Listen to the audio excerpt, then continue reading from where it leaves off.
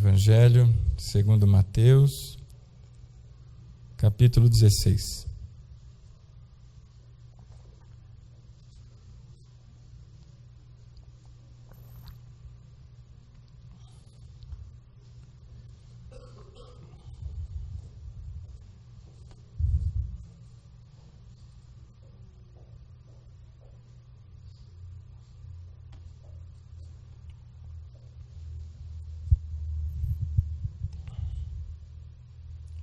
Quem achou, diga amém. Quem achou, diga pera aí. Capítulo 16, Evangelho segundo Mateus.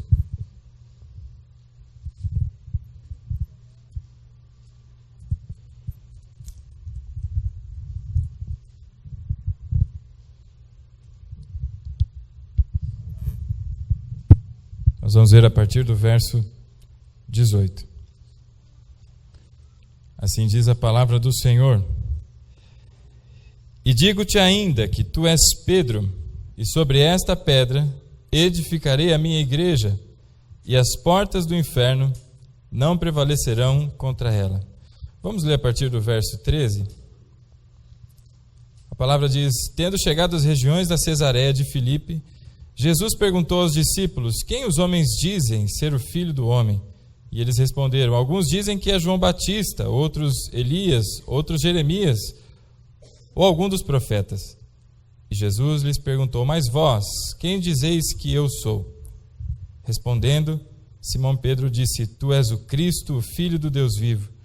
E Jesus lhe disse: Simão, filho de Jonas, tu és bem-aventurado, pois não foi carne nem sangue que te revelaram isso, mas meu Pai que está no céu. E digo-te ainda que tu és Pedro, e sobre esta pedra edificarei a minha igreja, e as portas do inferno não prevalecerão contra ela. Amém, queridos? Fecha os teus olhos, vamos orar. Santo Deus, querido Pai, te agradecemos por mais essa noite, por tudo quanto o Senhor ministrou, Senhor, até esse momento.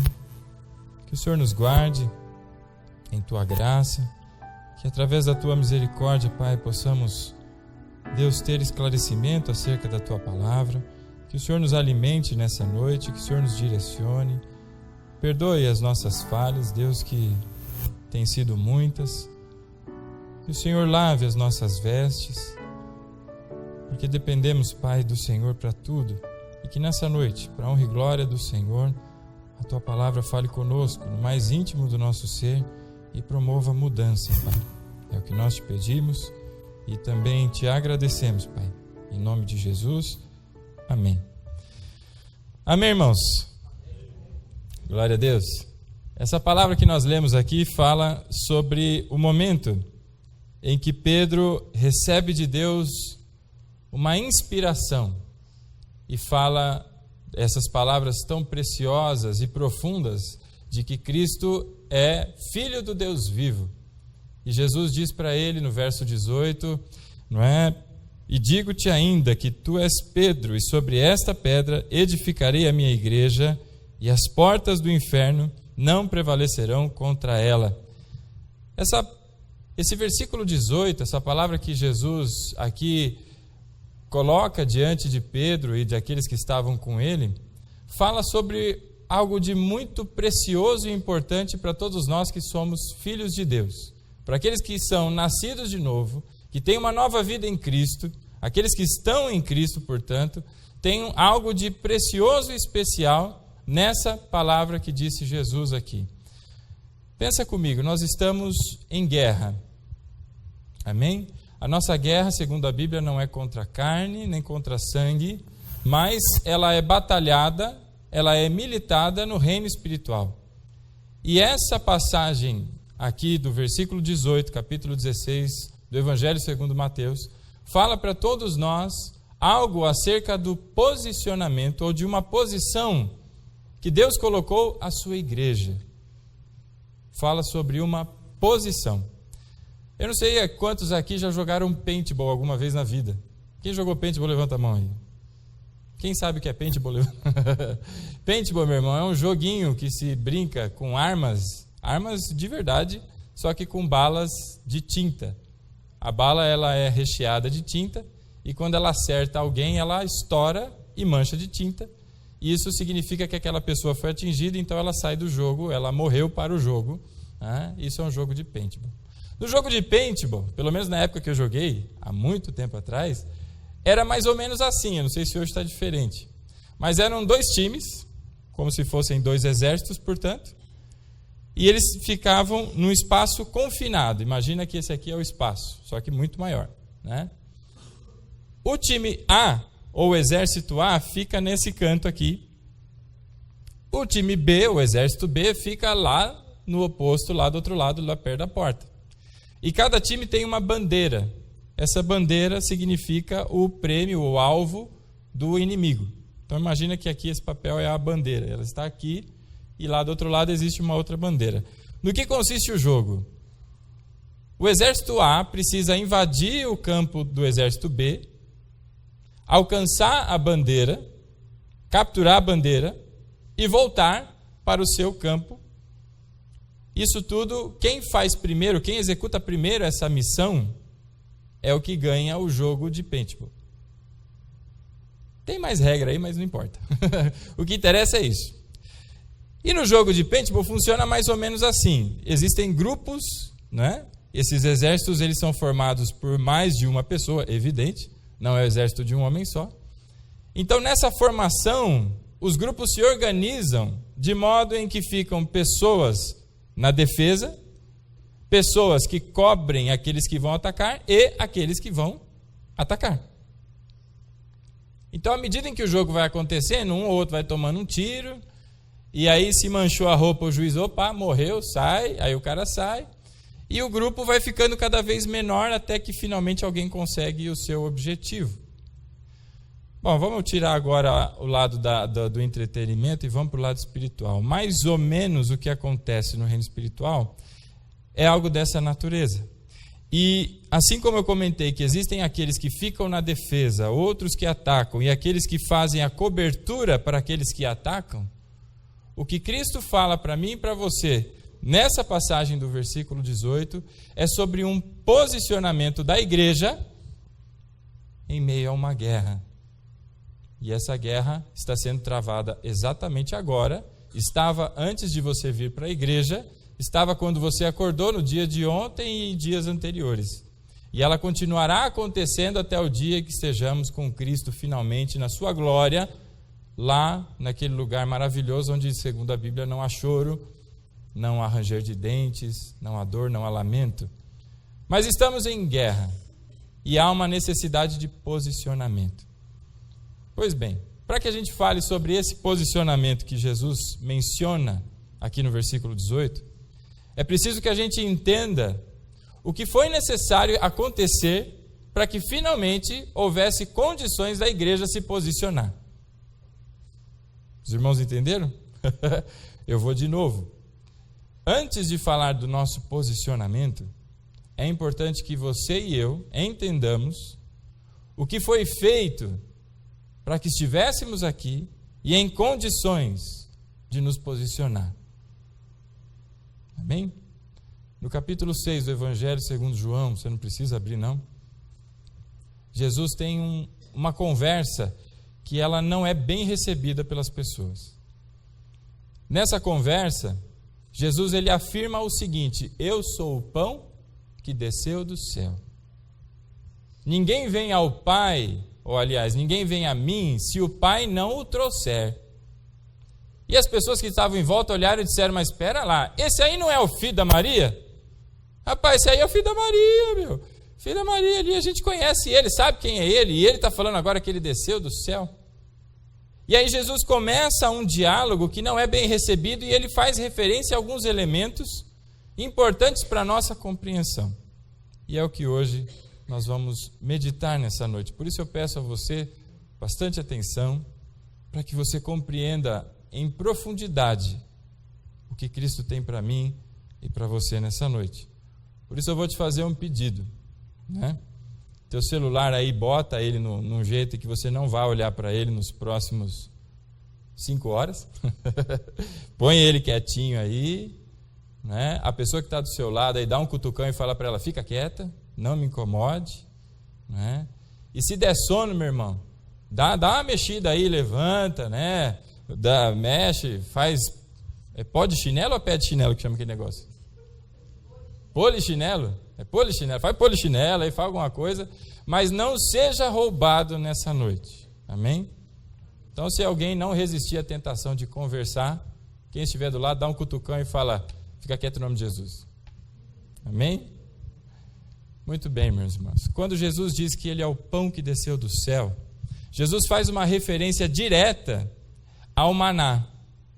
Na época em que o povo foi liberto do exílio lá do Egito, ele começou a caminhar pelo deserto, e durante aquele deserto ele foi alimentado por Deus através do maná, uma espécie de pão que descia do céu todo santo dia, e para cada dia havia uma regra que o maná era para cada dia, havia o maná diário para todas aquelas pessoas, com exceção ao dia do descanso. Então a regra era, você pegava aquilo que era necessário para o seu consumo no dia, o que você fosse comer naquele dia. Quem pegasse a mais, o maná estragava, porque no outro dia havia provisão de Deus da mesma forma. E Jesus, quando diz que ele é o pão que desceu do céu, fala para aquelas pessoas dizendo, olha, os teus antepassados comeram do maná, mas agora chegou um novo maná, algo que é superior àquele que eles comeram. Aquele maná que foi comido, aquele que foi consumido naquela época, era um pão que dava às pessoas a condição de sobrevivência. Então, por todo o período no deserto, em que caminharam aquelas pessoas no deserto, elas foram alimentadas pelo maná. E o que Jesus está dizendo é que aquele maná alimentou aquelas pessoas durante a sua vida. O novo maná que Deus está mandando, ele vai alimentar as pessoas durante toda a eternidade. A superioridade no novo maná. E as pessoas começam a olhar e dizer, falei, rapaz, esse discurso está meio esquisito. E Jesus começa a mostrar para eles o seguinte, que quem não come da sua carne e quem não bebe do seu sangue, não tem vida em si mesmo. E quando Jesus fala isso, aí que o caldo azeda. As pessoas olham para ele e falam, ei rapaz, até você falar que você é um pedaço de pão que desceu do céu, a gente acha meio esquisito porque eu sei de onde você veio. Mas daí para você dizer que eu preciso dar uma mordidinha no teu braço e dar uma sugadinha no teu pescoço, rapaz, está chamando a gente de vampiro agora, de carnívoro? E as pessoas olham esquisito para Cristo, e aquele negócio gera um alvoroço, e Cristo é contundente na sua mensagem em dizer que aquele que não se alimenta da sua carne, que não bebe do seu sangue, não tem vida em si mesmo. E as pessoas finalmente vão embora, abandonam Jesus. A Bíblia diz que os discípulos que o seguiam, não os escolhidos por Cristo, mas aqueles que gostavam da mensagem, se aproximavam e começaram a andar com Cristo, foram-se embora. E aqui vem o primeiro ponto que eu queria conversar com todos vocês. A verdade, a bem da verdade, é que a palavra de Deus, ela é dura. E os discípulos, quando olham para Cristo, eles dizem isso, falam, Senhor Jesus, que palavra dura é essa para a gente, né? Digerir, que nós vamos ter que dar uma mordidinha no Senhor e sugar o sangue. Que difícil para a compreensão nossa.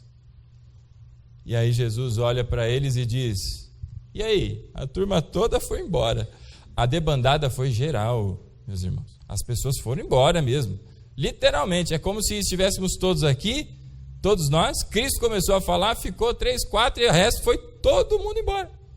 E Cristo olha para eles e diz, e aí vocês não querem aproveitar não? Né? Sabe quando às vezes estou lá na casa do meu pai, está tarde assim, aí meu cunhado ou minha irmã, né? A gente vai embora, e a gente, opa, eu vou também. Então tchau, tchau, tchau. Sabe quando você pega a carona e vai? Cristo olha para eles e diz, vocês não querem pegar carona e vai com Deus também não? Mas eles ficaram. E Pedro diz, mestre, aonde encontraríamos nós palavras que nos conduzem à vida eterna? Mas Cristo diz algo que é precioso. Ele diz, se não vos alimentardes da minha carne e não beberdes do meu sangue, não tem vida em si mesmo.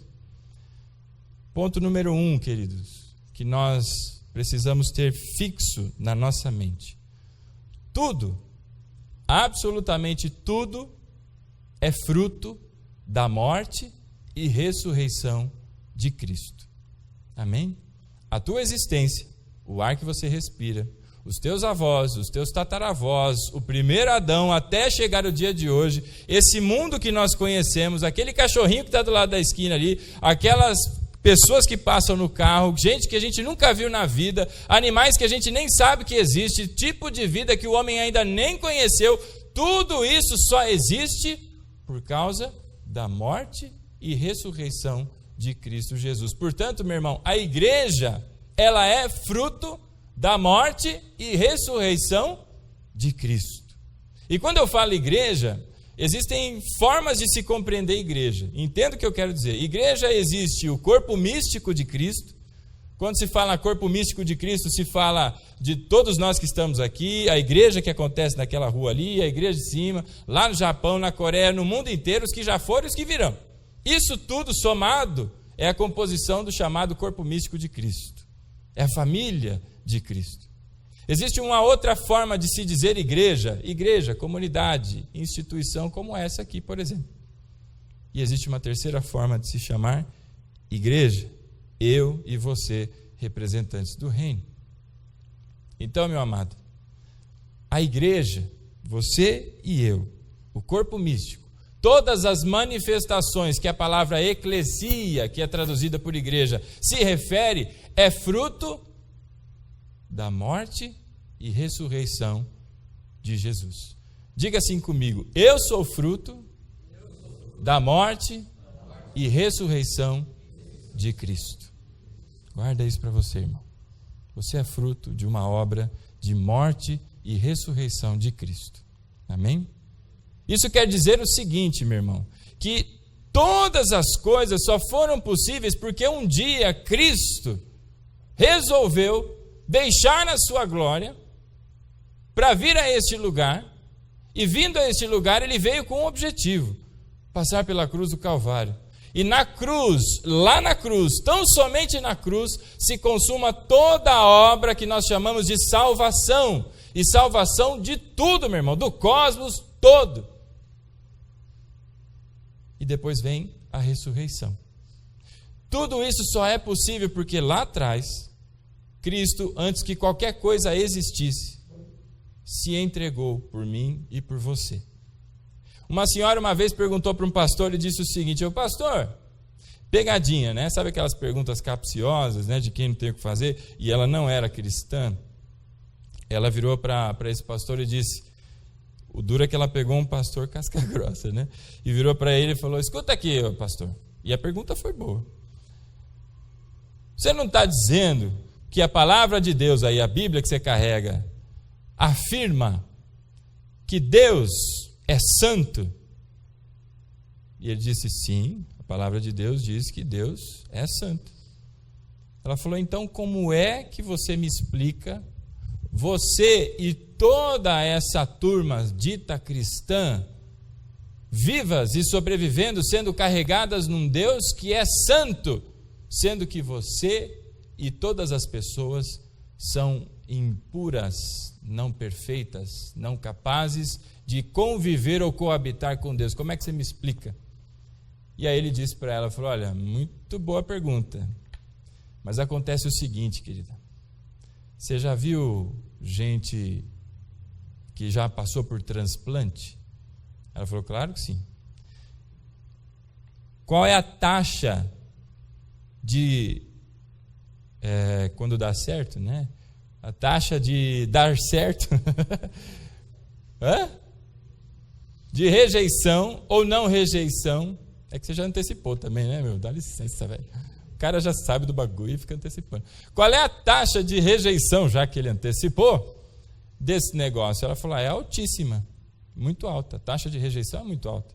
E é verdade. Se você for consultar aí esses sites aí, informações sobre isso, o transplantado enfrenta muitas dificuldades, porque o órgão estranho que é enxertado nele, o resto do corpo o rejeita, porque identifica que é algo estranho que está entrando lá. Falou: epa, colocaram um corintiano aqui, sai daqui. E começaram a expelir o corintiano lá, sai daqui. Por isso você antecipou, viu, Tom?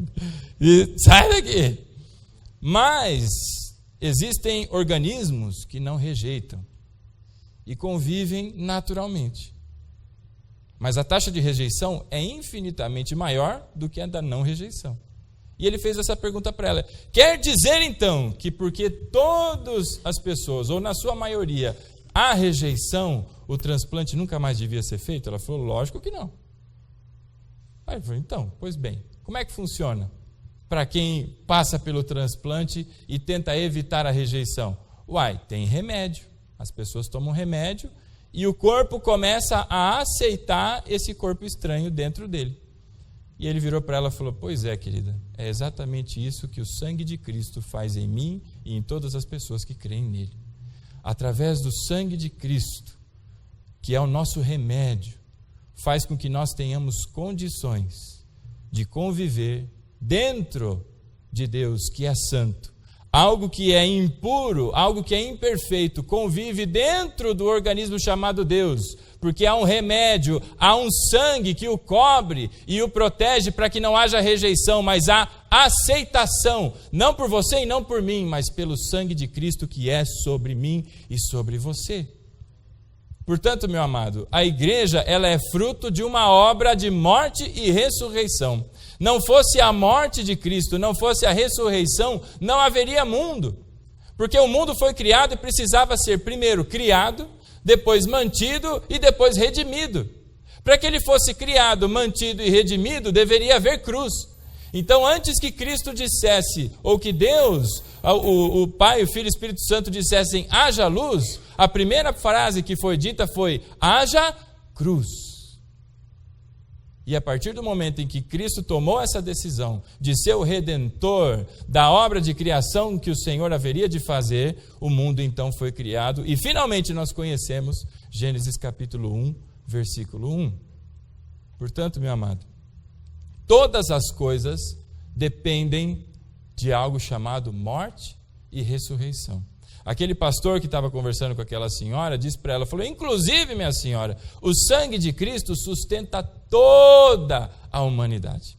Inclusive, minha senhora, o sangue de Cristo sustenta o universo inteiro. Só está por aí e existe, continua existindo, porque o sangue de Cristo sustenta todas essas coisas. 1 de Pedro, capítulo 1, verso 18, diz que o sangue de Cristo é conhecido com efeito antes da fundação do mundo. E ele diz para ela, já que o sangue de Cristo te faz ficar viva, porque não fosse ele, você não estaria viva hoje? Por que você não permite que a obra do sangue de Cristo não só lhe mantenha viva, mas lhe dê vida, e vida em abundância? Aceita Cristo, minha senhora. E aí evangelizou aquela senhora lá e foi em frente. O que eu quero dizer para você, meu amado, é que tudo nesta vida só existe porque o sangue de Cristo sustenta todas as coisas. Portanto, aqueles que se esquecem disso, o que nós dissemos agora há pouco, eu sou fruto da morte e ressurreição de Cristo. Aqueles que se esquecem disso, eles se desviam da fé cristã. Quer ver um exemplo? Aquela pessoa que diz assim, olha, eu vou jejuar e Deus vai responder. O que ela fez? Se desviou da fé cristã. Pastor, eu fiz isso hoje. Aqueles que dizem, olha, mas eu vou trabalhar, eu vou fazer o meu sacrifício e Deus há de abençoar. Se desviou da fé cristã. A fé cristã, meu amado, consiste numa só coisa. A única fonte de vida para mim e para você e para todos quantos estão em Cristo chama-se morte e ressurreição. É por isso que Cristo foi para aquelas pessoas e disse que se você não comer da minha carne e não beber do meu sangue, você não tem vida em si mesmo. Pastor, o que o senhor está dizendo? Tem uns irmãos aí que vão abandonar a campanha hoje, hein? Aleluia. Eu quero dizer o seguinte, meu irmão. Sabe aquela história de pessoas dizendo, eu vou chamar a atenção de Deus? Já ouviu falar desse jeito? Olha, meu irmão, dá aquela oferta que você vai chamar a atenção de Deus. Ô, meu amado, você acha que tem alguma coisa que você faça que chame a atenção de Deus, além do que a morte do seu filho na cruz do Calvário? Desculpa te desanimar, mas não tem não.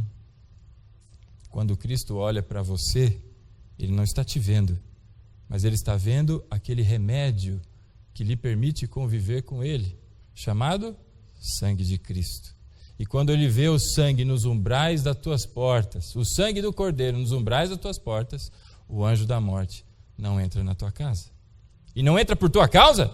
Não, porque existe o sangue do Cordeiro naquela porta. Percebeu, irmão? Então esse negócio de campanha, esse negócio de vou fazer porque Deus vai abençoar, porque Deus... Que mérito você tem? Que mérito você é capaz de ter? Se nem para se subsistir, se nem para existir, melhor dizendo, você tem capacidade. Porque você é sustentado pelo Senhor. Então, meu amado, eu vou pedir para que você repita comigo, para que entre na sua cabeça. Diga assim comigo: eu sou fruto da morte e ressurreição de Cristo. Sabe o que isso quer dizer? A única fonte de vida que você tem é a morte e a ressurreição. É a carne e é o sangue de Cristo. É a única. Pessoas que hoje não dependem da morte e da ressurreição. Pessoas que dependem, sabe do quê? Do Pai, não é? Olha o meu ali, ó. Aleluia. Meu carequinha de cabelinho branquinho ali, ó. Pessoas que dependem do Pai. Tem pessoas que dependem de uma carteira assinada, carteira profissional assinada. Tem pessoas que dependem de um contrato assinado. Outras pessoas dependem de esquema. Se eu tiver um esquema, ó, porque eu vou falar com o Zé das Couve, o Zé das Couve vai falar com o Trajano, que brinca com o fulano, que não sei o quê, ó, vai dar tudo, tá tudo resolvido.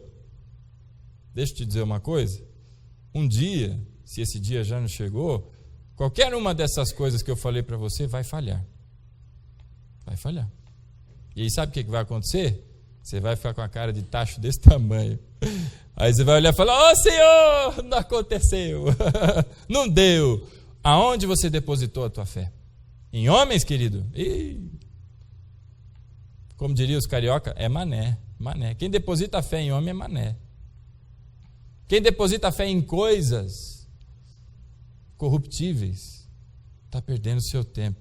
Aonde eu e você devemos depositar a nossa fé, querido?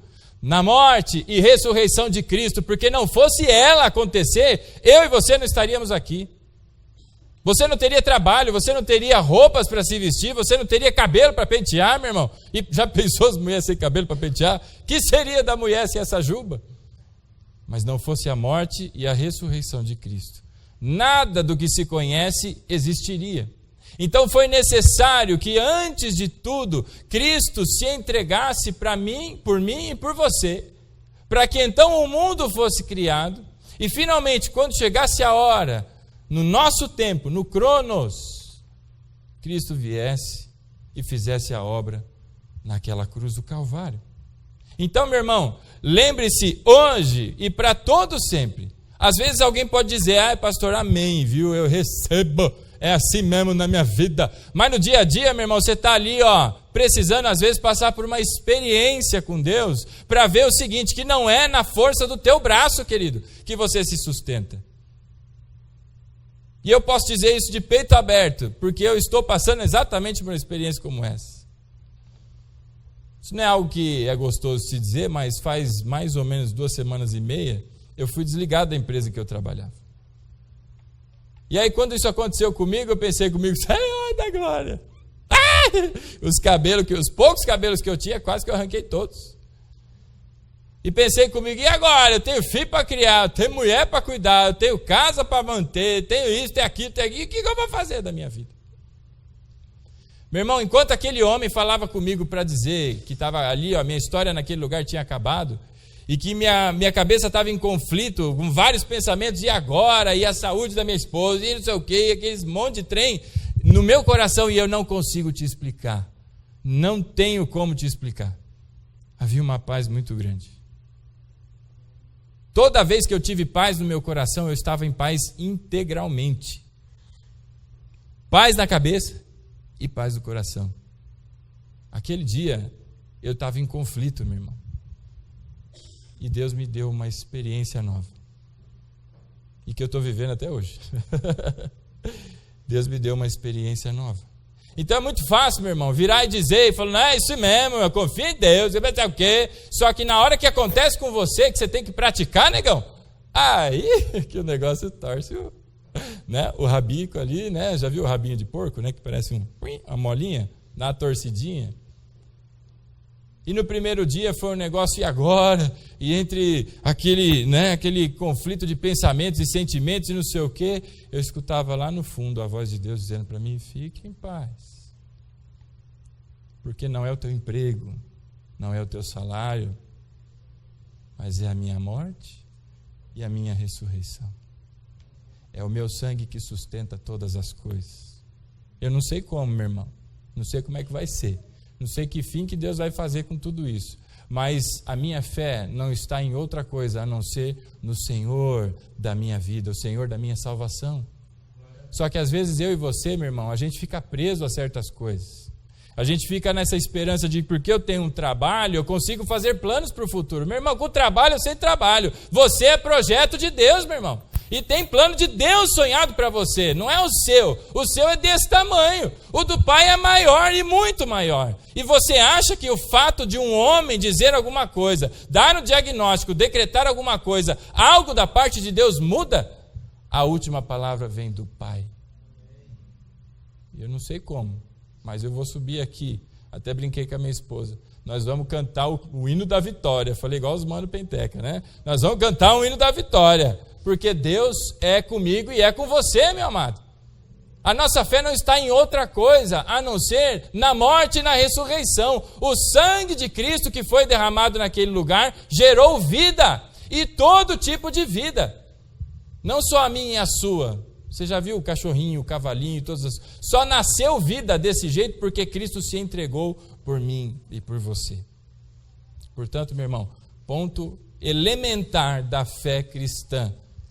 Nós todos somos frutos da morte e ressurreição de Cristo. Não há nada além da morte e ressurreição de Cristo para mim e para você. Sabe aquela música que diz, nada além do sangue? Acho que deu alguma coisa ali, ó. Tá vendo? Foi antecipar a minha palavra aí, ó, agora. Amém, irmão? Não existe nada além do sangue. Tem até uma música que fala sobre isso. Nada além do sangue. Meu irmão, você começa a entender agora por que essas lorotas de pregação, de prosperidade, de evangelho com facilidade e um monte de coisa, não tem nada a ver com o que Cristo fez por mim e por você? Nada, absolutamente nada. As pessoas elas precisam parar de correr atrás de bênção e elas precisam se lembrar o seguinte, que ela é fruto de uma grande bênção. A maior de todas. E você já é fruto, já é participante do reino. Você é fruto da morte e ressurreição de Cristo. E aqueles que vivem em Cristo, eles vivem hoje. Eles vivem hoje. Porque o ontem já passou, não dá para viver o ontem. E o amanhã também não dá para viver, porque o amanhã não existe. Simplesmente não existe amanhã. Pastor, o que o senhor está dizendo? Está tirando a perspectiva dos irmãos? Não. O amanhã existe, irmão? Vamos falar a verdade. Quando chega o amanhã, ele não vira hoje? Então o amanhã não existe. O amanhã é hoje. E quando chegar o amanhã, se Deus permitir que a gente chegue no amanhã, ele virou hoje. Então não tem amanhã. Quem vive, vive hoje. Sabe qual é o dia do Senhor na tua vida e na minha vida? Hoje. Sabe qual é o ano aceitável do Senhor para todos aqueles que não estão em Cristo ainda? Hoje. Então, meu irmão, quem vive em Cristo, quem é fruto da morte e ressurreição de Cristo, vive hoje. E eu costumo dizer, aprendi com um pastor muito querido, e repito aos ventos isso, porque é algo fantástico.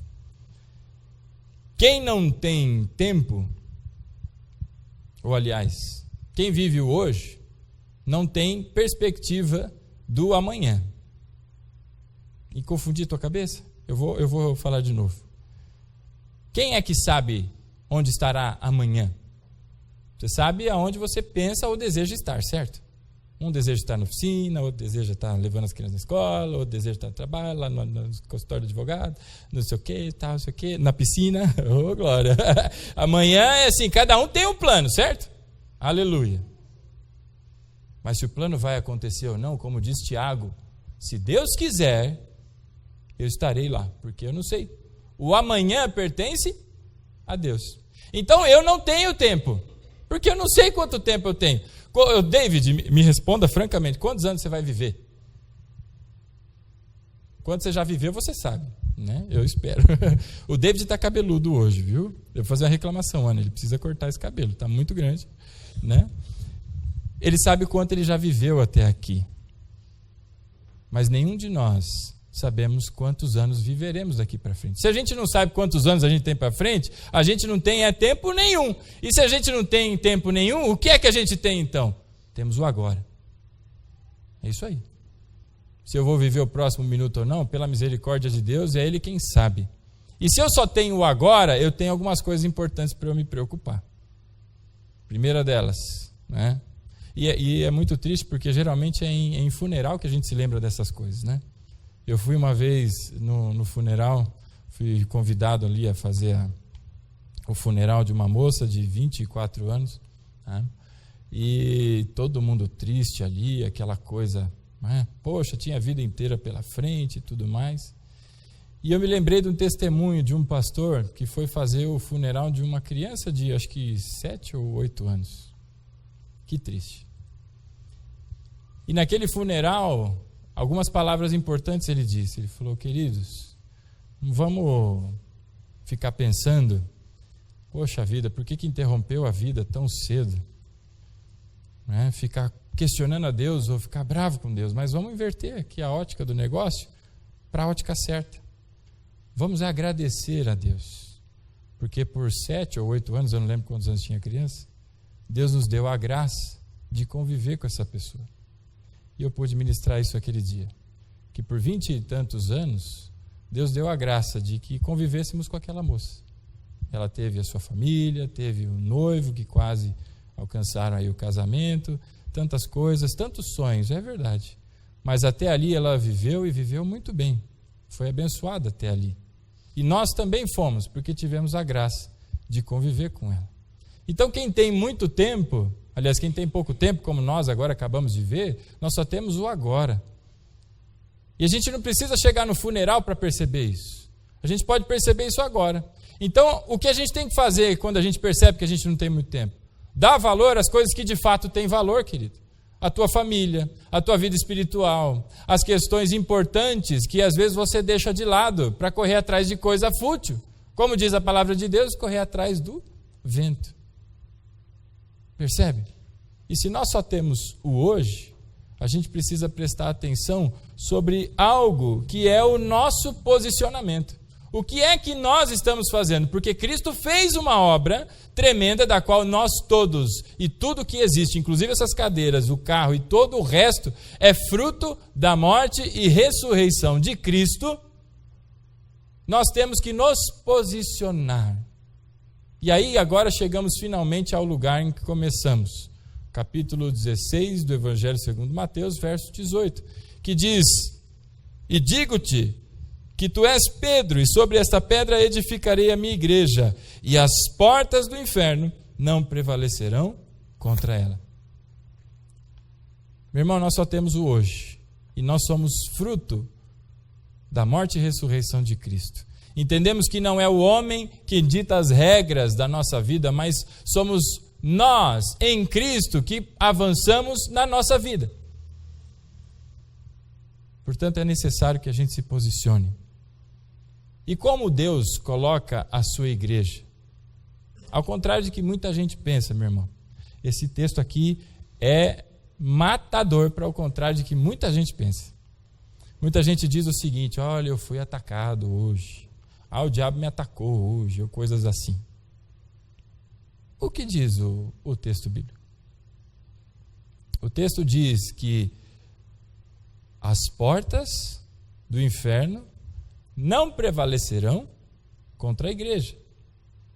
O que muita gente pensa quando lê esse versículo?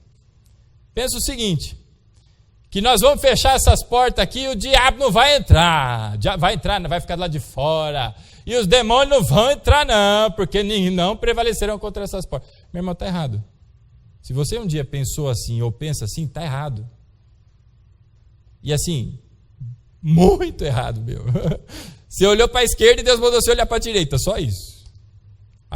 O texto diz que as portas do inferno não prevalecerão contra a igreja. Isso quer dizer o seguinte, que não é o inferno que não entra, mas é a igreja que entra. Entendeu? Eu vou voltar um cadinho. Não é o inferno que não vai entrar na tua casa, que não vai entrar no teu quarto, no teu banheiro, na igreja, mas é a igreja que vai adentrar as portas do inferno. Entendeu agora? O texto está dizendo, as portas do inferno não prevalecerão contra a igreja. Isso quer dizer o seguinte, o diabo não te ataca, querido. Ô pastor, pera lá, hoje está difícil aqui. Como assim não ataca, rapaz? O senhor não está vendo o que aconteceu na minha vida essa semana? Meu querido, preste bastante atenção para você entender. Você já viu filme de guerra? Levanta a mão aí. Você já viu o Rambo? Você já viu o Braddock? Nossa, hein? Esse é Highlander, né? O Braddock com uma metralhadora ele mata o mundo inteiro, cara. E sem trocar as caixinhas de bala lá, né? O Braddock é... ó. Mas eu quero que você vá mais para trás ainda. Mais para trás.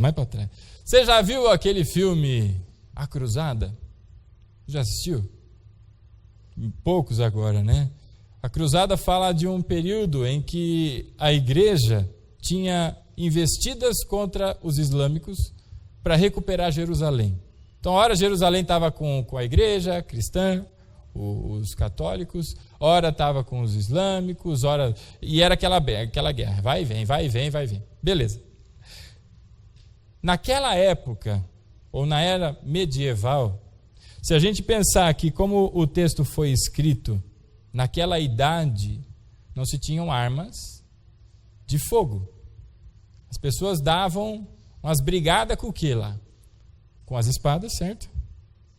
Espada, você está vendo aí? Minha espada aqui. E tinha o escudão, a espada, o escudo, arco e flecha e tudo mais. Como era a batalha dos caras? Eu não sei porque eu não vivi, mas no filme fala que os caras iam para cima mesmo, gritando, né? Uá! Com a espada um para cima do outro, e taca arco, e aquele monte de homem, e finalmente o que mais morreu, acabou e perdeu a guerra, né?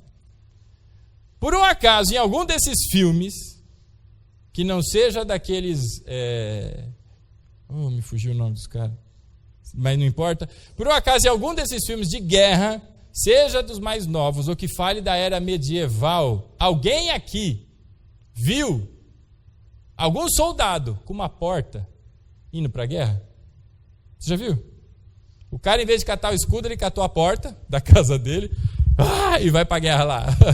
Pintou a cara tudo lá, catou a porta e vai. Alguém já viu? Você... Não, né? Porque eu nunca vi. Vai que você já viu, né? Mas tem o Monty Python, lembrei. O Monty Python tem um filme, mas eles não usam porta, não. Enfim. Portanto, quando a Bíblia diz que as portas do inferno não prevalecerão contra a igreja, o que Cristo está dizendo acerca da posição da igreja e do inferno? Se ninguém usa uma porta para se defender, ninguém pega uma porta e vai lá, vou matar você com a minha porta, tá, né? O que está acontecendo ali, meu irmão? Deus está dizendo que a igreja ataca e o inferno tenta resistir. Portanto, meu amado, o diabo não tem atacado você. O diabo tem tentado resistir você. É totalmente diferente. A Bíblia diz que o diabo está debaixo do seu pé. Alguém já foi pisado alguma vez na vida? Já foi pisado? Às vezes eu estou deitado lá no sofá ou no chão lá e vem meu filho, né? E não só pisa, mas ele pula, né? Ele vai dar uma voadora e cai. E ele consegue acertar uns lugares assim que, mano do céu, né? E dói, rapaz, né? Você imaginou o diabo como é que deve estar debaixo dos pés de toda a família de Cristo? Deve estar bem desconfortável, certo? Eu imagino que sim, tomara que esteja ainda pior do que eu tenho a capacidade de imaginar, né? Agora, o que acontece? Ele está lá quieto? Não, meu irmão, ele está tentando resistir. O que acontece é resistência espiritual, e tem crente desavisado chamando isso de ataque, querido. Resistência. Deus te colocou numa posição de ataque, meu irmão. No reino de Deus, Deus colocou a mim e a você no ataque, querido. E a Bíblia diz o seguinte, que a vitória, ela já é nossa. No seguinte contexto, a porta que está ali, que eles estão atrás e tentando segurar, não prevalece no avanço da igreja. Então você quer passar pela porta, meu irmão, o que você tem que fazer? Avançar, querido. Vai ficar parado olhando para a porta? Porque tem crente achando que é o The Mentalist, né? Está lá assim, abre porta. E a porta não abre, rapaz. A Bíblia diz que a porta não prevalece contra a igreja. E é por isso que a igreja tem que avançar, porque a porta não vai resistir. Então a porta, meu amado, ela não é linha de ataque, mas ela é a última linha de defesa. Quando alguém invade um castelo, né? Eu estou indo na era medieval, que é para fazer sentido com o texto aqui, tá? Quando alguém invade o castelo, o que a turma faz? Todo mundo entra em algum lugar, fecha a porta e fica todo mundo assim, certo? Então a porta ou as portas, elas contextualizam aqui a última linha de defesa, ou seja, Cristo já fez a obra. E qual foi a obra, meu irmão? Lá na cruz do Calvário. Sabe a morte? Você já ouviu falar da morte? Tem até aquele texto que está em 1 Coríntios que diz assim: ó morte, onde está o teu aguilhão?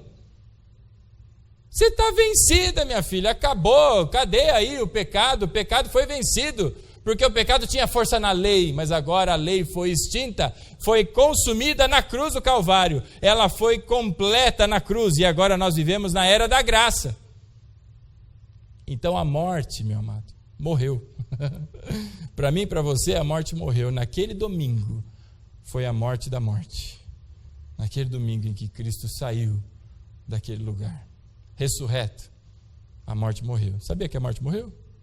A morte morreu. Para mim e para você, ela não tem mais valor. Para mim e para você, ela não tem mais significado. É uma transição daqui para junto do nosso Pai na glória. Portanto, meu querido, as portas do inferno não prevalecem contra a igreja. Nós só temos o hoje e precisamos nos posicionar como igreja. Atacar, meu irmão, é ir para cima. Não é ser esses crentes molengas que ficam parados olhando para as coisas e torcendo para que algum irmão se levante. Mas você e eu somos aqueles irmãos que devem se levantar, meu irmão. Sabe, querido? Deus tem chamado a você e a mim para uma obra. E essa obra não é ficar sentadão dentro dessa igreja com arzinho condicionado, não. Enquanto estamos nós aqui, pela graça de Deus, muitas outras pessoas estão por aí padecendo. Sabe, esperando o quê? Um bendito Filho de Deus, que contra a vontade dele mesmo, vá até lá e comece a falar do Evangelho. Que vá até lá e o ajude, porque ele está precisando de ajuda, mas é tão cabeça dura que não quer dar o braço a torcer, mas precisa. Sabe quem são esses? As pessoas das quais nós, você e eu. Levanta a mão assim, ó. Todo mundo está com a mão levantada e os que não levantaram também, viu? Você e eu somos os próximos. Pode baixar agora, viu? Os irmãos passaram desodorante aí que subiu um cheirinho. Né? Você e eu somos os próximos dessas pessoas. E nós só temos hoje. Não dá para contar com amanhã, não, pastor, daqui a 10 anos, né, vai dar tudo certo, eu vou estar não sei o quê, vou estar em Washington, D.C., vou estar... Meu irmão, daqui a 10 anos, se Deus quiser, você vai, mas se não tiver, meu irmão, e aí?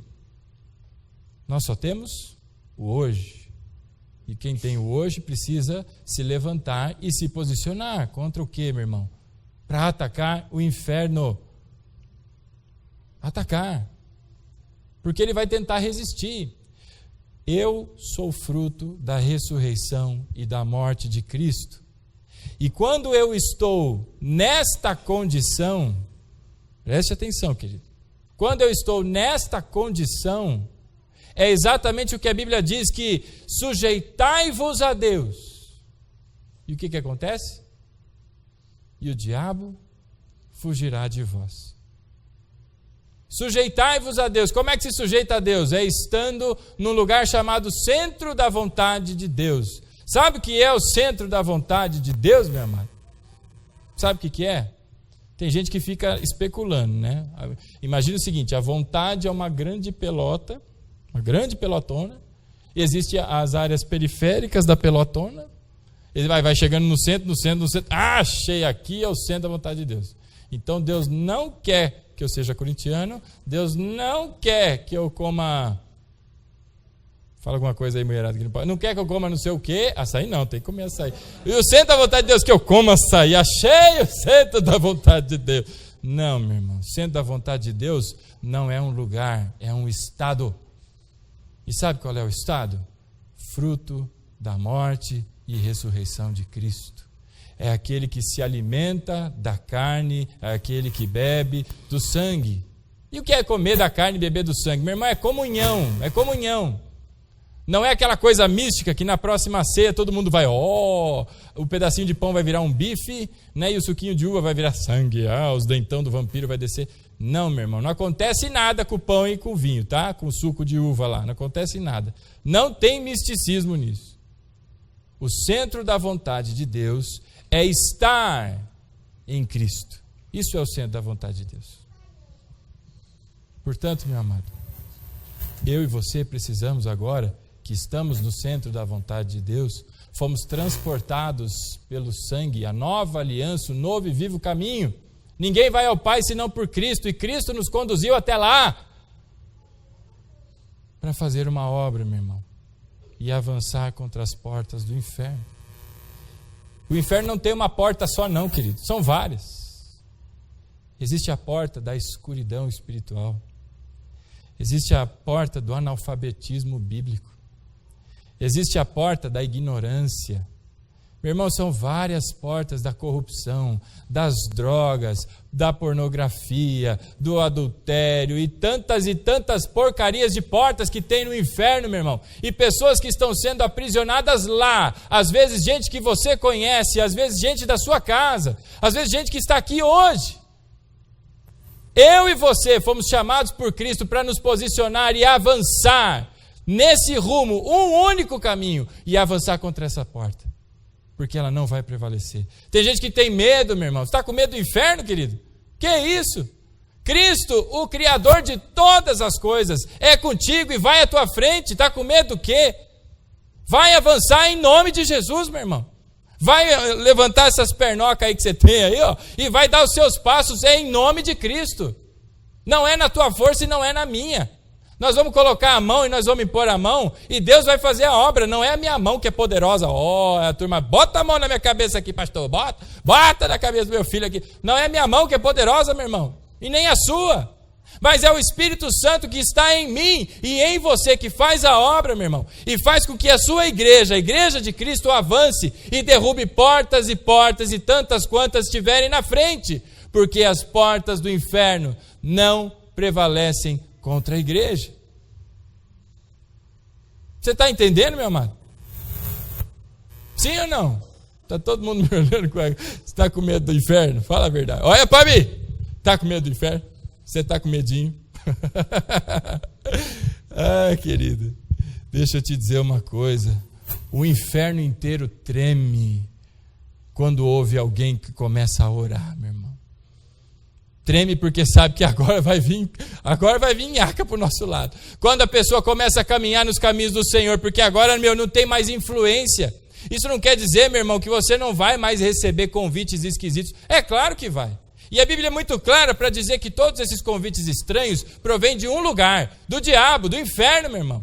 Porque está tentando te desviar de um lugar. Está resistindo você. Resistindo ao quê? Que você não cultue a Deus. Sabe quando você deixa de vir à igreja? Sabe quando você deixa de orar na tua casa? Sabe quando você deixa de pregar para alguém? Sabe quando você deixa de fazer qualquer coisa que Deus pediu que você fizesse? Sabe o que foi que aconteceu ali? Você foi resistido. O inferno venceu. É isso mesmo. Pastor, que triste. É triste mesmo. Porque o inferno venceu. Não cultuou a Deus. Sabe o que mais o inferno está resistindo em você? Que você não manifeste a pessoa de Cristo em você. Que você continue sendo truculento, sendo esse babozão que você é, que fala mesmo, todas as verdades tem que falar, porque o homem aqui sou eu, pá, ou a mulher aqui sou eu. Sabe quando você fala desse jeito? Você está falando com a boca do inferno, se você não sabia. Pastor, o que você está dizendo? É a mesma boca que foi usada aqui por Pedro para dizer que ele era o filho do Deus vivo, o Cristo, o ungido, o Messias, foi a mesma boca que falou para Deus, para Jesus, dizendo, eu não vou deixar que você vá, não. E o que fez Jesus? Repreendeu quem? Ré do pé, Satanás. A mesma boca que foi usada por Deus, essa mesma boca foi vencida, resistida e usada ali. Então, meu amado, deixa eu te dizer uma coisa bem clara. Na batalha espiritual que acontece, a posição de ataque é nossa. Quantos já jogaram qualquer joguinho de batalhinha, assim, de conflitinho, tal, de porrada, alguma coisa assim? Quantos? Já jogou? Imagina o seguinte, quem já jogou Street Fighter? Ah, essa é velha, hein? Já jogou? Tem lá os jogadorzinhos lá, né? Os hominhos que brigam. Street Fighter é um jogo de pancadaria lá, né? Então, é mais ou menos assim, é uma luta, dois bonequinhos que ficam, né, um com o outro lá. Imagina que o David tá jogando comigo e ele tirou, quem que você joga quando você joga? É o, como é que é o? Olha, os irmãos conhecem aí. Esse careca lá é o David e eu sou o Blanca, olha lá, aí, ó, aquele lá que fala, né? Aquela coisa esquisita lá. Beleza. Começou o jogo. Se a gente colocasse um videogame aqui na igreja, que não pode, senão eu mostrava aqui para os irmãos. Tem muito irmão que é viciado nessas coisas, hein, rapaz? Tem que vencer aí, ó, o inferno resistindo. Se a gente começasse e ligasse o videogame aqui, ó. Eu e o David. Então lá, cada um com seu controlinho na mão. E eu não faço nada. Não faço nada. Meu controlinho está ali intacto. Está lá meu bonequinho, ele fica assim, né? Certo? Você já jogou, você sabe, né? Eu não estou dançando não, viu? É o movimento que ele faz. Ele fica assim. Aí está lá o bonequinho do David também, né? Está um contra o outro. Se eu não faço nada, o David deve estar pensando, rapaz, ele está esperando para eu atacar, para ele vir no contra-ataque, só que de repente passa 1 minuto, passa 2 minutos, e está lá os bonequinhos assim, né? O que vai acontecer? O outro, meu irmão, vai investir contra você. Claro que vai. Uma hora, ele vai lá, dá uma chegadinha perto, dá um tapinha só para ver se está vivo, e se não reagir, meu irmão, ele vai para cima. Então é muito óbvio que a igreja, quando ela não se posiciona, ela se coloca na condição de ser resistida com muito mais facilidade. Então se você não tenta, meu irmão, se posicionar, o inferno se posiciona na tua casa, viu? E assim, ele está babando de esperança de que você não faça nada mesmo. Então essa história de ficar olhando para as coisas e ver alguma hora vai levantar o irmão que vai fazer alguma coisa. Se Deus colocou no teu coração, bonitão, é porque ou você tem propósito de oração, ou você foi chamado para essa obra. Não fique esperando alguém se levantar, não. Mas o pastor vai vir falar comigo. Vem todo pimpão, né? O pastor vai vir falar comigo uma hora, né? Porque se Deus falou comigo, se é de Deus, Deus vai revelar para o pastor que vai vir falar comigo. Ele fica lá, né? Só esperando. Irmão, deixa eu te dizer uma coisa. Se movimenta, querido. Porque quando você se movimentar, sabe o que vai acontecer? As portas do inferno não vão prevalecer. Então, meu amado, nós fomos chamados para tirar as pessoas dessa escuridão espiritual que elas vivem, desse aprisionamento todo que elas estão confinadas hoje, agora, enquanto nós estamos aqui. Meu irmão, tem gente pensando em tirar a sua própria vida. Em algum lugar, não lá do mundo, desse canto tão longe daqui não, mas de repente aqui, ó, nessa nossa região. Se a igreja saísse hoje desse lugar e nunca mais voltasse para cá, será que alguém dessa vizinhança lembraria que aqui existia uma igreja? que aqui era um lugar que se distribuía sopa, porque a gente nem aqui na região distribui, porque é uma estratégia nossa lá de achar as pessoas. Mas o que as pessoas do entorno aqui se lembrarão de cada um de nós? Qual é a porta do inferno que nós arrebentamos aqui, porque nós vamos avançar, querido? Sabe o que eu vejo? Muita gente olhando para mim, às vezes com cara de interrogação. Ou porque não entendeu nada até aqui, há essa possibilidade. Ou porque já recebeu o chamado. E está pensando, será que agora é o sinal de Deus que eu preciso? É o gatilho? Será que é? Meu irmão, sim, é. E eu estou chamando você, porque Cristo já te posicionou. Deus já fez a obra por você, meu irmão. Nem o trabalho de ir lá e destrancar a porta a gente tem, porque a porta não tem tranca. Sabe por que não tem tranca? Cristo levou a chave. Diz Apocalipse que Cristo levou a chave da morte e do inferno. Por isso as portas do inferno estão abertas, meu irmão. Não tem nem que ter o trabalho de destrancar. Tem um irmão lá que, não, pera lá que eu enfio. Bem irmão MacGyver, né? Ele pega o creep lá, não sei o quê, e destranca a porta. Meu, você não tem esse trabalho. Você não está entendendo, meu irmão. Sabe o que você tem que fazer? Orar, meu irmão, se levantar e caminhar. Pedir a Deus a bênção e caminhe. E avance, porque a porta do inferno não prevalece contra o avanço da igreja. É isso que todos nós devemos nos lembrar constantemente. Nós não estamos sendo atacados. Nós é quem estamos em condição de ataque, porque Cristo fez a obra e já nos posicionou assim. Meu amado, eu falei para vocês aí da história de gente querendo tirar a vida. A quantidade de gente que vive submerso nas suas dificuldades, vive uma vida de miséria, porque não consegue se perdoar, olha para si e se observa como um lixo, olha para si e pensa, eu sou um traste, um inútil, um imundo. Eu queria dizer a você que você e eu fomos chamados para lembrar essa pessoa de que Cristo manchou a cruz do Calvário com o seu sangue por ela também. Ela é amada e querida de Deus. Ela não é um lixo. O inferno a sujou e deixou daquele jeito, mas Deus a lava e lava com o sangue do Cordeiro, querido. Eu e você temos o poder, porque nos foi outorgado por Cristo, de avançar nas portas do inferno e tirar todos os cativos que estão lá, querido. Mas o que a igreja está fazendo, meu irmão? Não sei. A igreja está por aí, vivendo a vida, um dia após o outro, não é? A gente tem o trabalho. Eu não, mas você deve ter. A gente tem o trabalho, a gente tem enfim, os compromissos em casa. A gente tem que ir ao shopping, né? Tem shopping centers. Eu preciso comer um hambúrguer, que eu gosto de comer, eu preciso fazer tanta coisa. Aí quando eu lembro de alguma coisa do reino de Deus, já é domingo, rapaz, e eu estou atrasado ainda, chego atrasado para o culto. Irmão, eu não sei quanto tempo de vida eu tenho. Você não sabe quanto tempo de vida você tem. Nós temos então o hoje. E no hoje nós somos chamados por uma obra. E essa obra de Cristo não é só aqui dentro da igreja, não. É principalmente lá fora. E o lá fora já vem os irmãos, Missão África. Já vou. Não, bichão. Aqui, ó.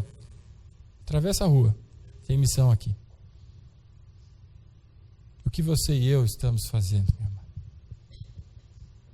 Eu não sei. Mas uma coisa eu garanto a você. E não é palavra minha.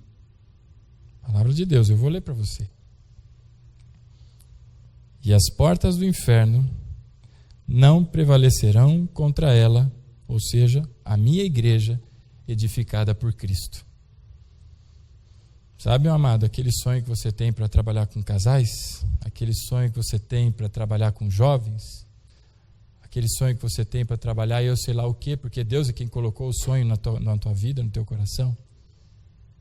Levanta, em nome de Jesus, porque as portas do inferno não vão prevalecer. Avança. Pastor, vai ser difícil. Você quer ver dificuldade, meu irmão? Pensa na história da igreja aqui, ó.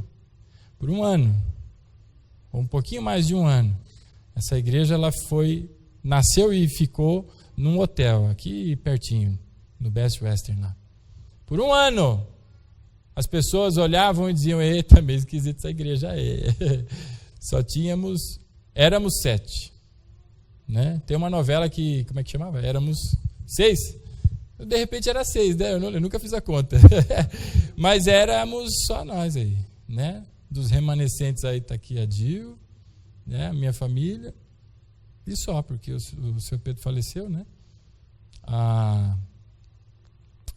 Esqueci o nome dela. A Quitéria e o Antônio, né? A Quitéria se mudou para Pernambuco, eu acho. Mas enfim, é isso aí. Mas por um ano, ele foi mais para o finalzão. Mas por um ano, éramos só nós. Isso aí. Todo santo domingo, faça chuva, faça sol. Éramos nós. Tanta gente falava tanta coisa ao ponto de, não uma, não duas, mas várias vezes. Meu pai e eu conversávamos, será que nós estamos fazendo, né, de fato a vontade de Deus? Será que nós não erramos, não? Meu irmão, a palavra de Deus diz o seguinte, que vem um, semeia, vai o outro, rega, mas quem faz crescer é Deus. Não pensa você que vai fazer as coisas, meu irmão. Semeie, faz o que Deus está mandando, porque o resto e os frutos a gente já viu, que a gente não tem a menor ideia de onde vai frutificar, mas em algum lugar, para a honra e glória do nome do Senhor, frutifica. Então esse sonho que você tem, esse sonho que eu tenho certeza que Deus colocou no teu coração, esse dom e esse talento que Deus te deu, meu irmão, é para ser usado para um fim, para abrir portas do inferno, abrir, escancarar, libertar cativos e assim por diante. Então não fica sentado se lamentando, se achando isso e aquilo. Se posicione, irmão. Você é a igreja de Cristo. Vencedor invicto é o nosso mestre. E a mim e a você foi dada a condição de avançar e o inferno não vai prevalecer. Nessa noite, a minha oração é que todas as coisas que Deus colocou na tua cabeça, para que você se levantasse para fazer. Pastor, mas é tão difícil. Tudo começa com o primeiro passo, não é? Ora, porque Deus vai lhe dar a condição de dar o primeiro passo. Ora, porque às vezes a gente pensa em tantas coisas e pensa só ministerialmente dentro da igreja. Eu vou te dizer, o meu sogro, ele tem um trabalho e ele fez no trabalho dele um dos ministérios dele. Ele atende alunos de uma faculdade. E no atendimento aos alunos, você sabe o que ele faz? Evangeliza. As pessoas chegam lá quebradas porque estão com problema. Quem vai procurar a reitoria de uma faculdade é porque tem problema. Seja problema financeiro, seja problema que vai ter que parar o curso por qualquer razão. E quando ele chega lá, ele não só recebe orientação naquilo que ele foi procurar, mas também recebe orientação espiritual.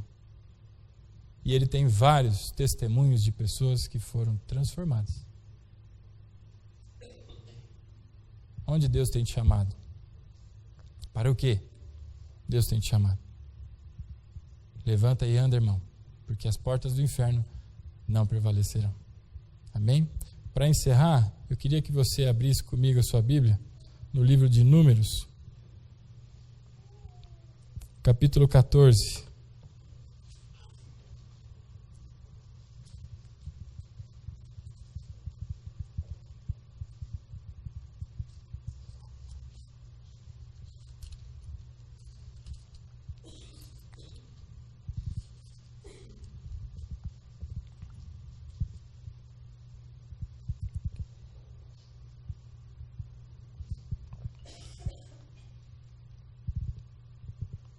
Versículo 9.